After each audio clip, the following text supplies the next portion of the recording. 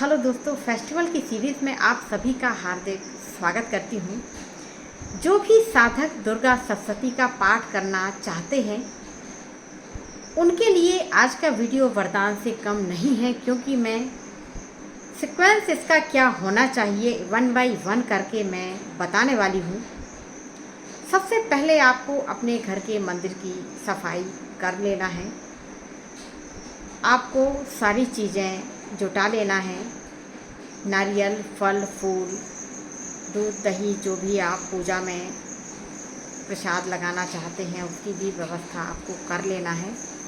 कई लोग नवग्रह स्थापना, कलश स्थापना करते हैं। कई लोग साधारण तरीके से घी कपूर का दिया प्रज्वलित करके अपना पाठ स्टार्ट करते हैं। जैसा आप करना चाहते हैं आप कर सकते हैं, लेकिन मैं पाठ कैसे करना चाहिए पैटर्न मैं आपको समझाने वाली हूँ।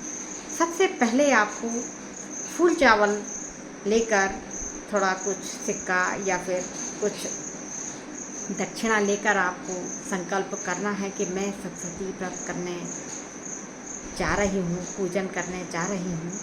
स्वीकार कीजिए और देवी माता के चरणों में आपको रख देना है। फिर उसके बाद सबसे पहले आपको दुर्गा स्तोत्र सतनाम स्तोत्रम का पाठ करना है। उसके बाद दैव्यः स्तोत्रम का पाठ करना है। उसके बाद अगला श्लोक पढ़ना है। फिर उसके बाद कीलकम पढ़ना है। ये जब चारों चीज़ें हो जाएं, उसके बाद आप देवी जी का ध्यान करते हुए पाठ स्टार्ट करेंगे। जैसे एक दिन आपने 1 अध्याय या 2 अध्याय किया, जब आप दूसरे दिन पाठ करेंगे तो ये सारी चीज़ें आपको फिर से फॉलो करना होगा। सतनाम स्तोत्रम, दैव्यः कवचम, अर्गला स्तोत्रम, कीलकम, ये चारों चीज़ें आपको पढ़ने के बाद नेक्स्ट जो अध्याय है वो आप पढ़ेंगे। ये 4 चीज़ें शुरू की आपको डेली नित्य पढ़ना है। जब आपके पूरे 13 अध्याय हो जाएं, उसके बाद आपको नामण्य जप करना है। जितने भी रहस्य हैं सारे रहस्यों को आपको पढ़ना है। दुर्गा जी के 32 नाम आपको पढ़ना है। सिद्ध कुंजिका स्तोत्रम भी आपको पढ़ना है।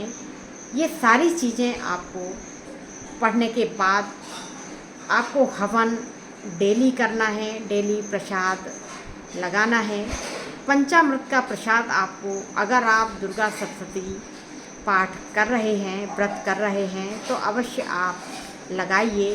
फल रोज़ आपको लगाना है। अगर आप अनार का फल प्रसाद के रूप में रखते हैं तो बहुत ही उत्तम माना जाता है। लाल चुनरी देवी जी को अवश्य ओढ़ाएं। श्रृंगार का सामान उनके पास पहले दिन से ही आपको रख देना है। और जब आपके सारे पाठ हो जाएं, सब कुछ आपका हो जाए, तो उसके बाद आपको क्षमा प्रार्थना करना बिल्कुल भी नहीं भूलना है। वैसे क्षमा प्रार्थना आपको डेली पूजा करने के पहले और पूजा करने के बाद आपको करना है। और जिस दिन बिल्कुल लास्ट आपका पूर्ण हो उस दिन आप नारियल फोड़ें, देवी जी को प्रसाद लगाइए। खीर पूड़ी जो भी आपकी यथासंभव आप कर सकते हैं आप कीजिए। और 5 कन्याओं को भोजन आप अवश्य कराएं। फिर देखिए किस तरह से देवी जी की कृपा आपके ऊपर रहती है। पैटर्न सही फॉलो करना बहुत ही आवश्यक होता है। लोग 13 अध्याय पढ़ने के बाद समाप्त कर देते हैं। बाकी ना ही वो जप करते हैं, ना ही रहस्य पढ़ते हैं। अगर आप सप्तशती पाठ करते हैं तो प्लीज़ पूरा फॉलो कीजिए। फिर देखिए किस तरह से माता रानी की कृपा आपके ऊपर रहती है। कैसी लगी आपको जानकारी? अगर जानकारी पसंद आई हो प्लीज़ वीडियो को लाइक कीजिए, अपनों में शेयर कीजिए। मिलते हैं नेक्स्ट वीडियो में, जब तक के लिए धन्यवाद।